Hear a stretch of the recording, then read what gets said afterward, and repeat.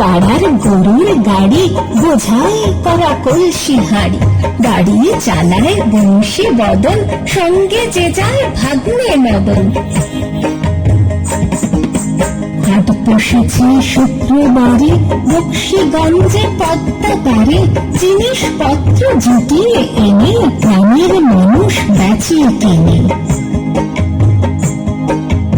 উচ্ছে বেগুন পটল মূলো, বেতের পোনা ধামা কুলো, সর্ষে ছোলা ময়দা আটা, শীতের ব্যাপার নকশা কাটা।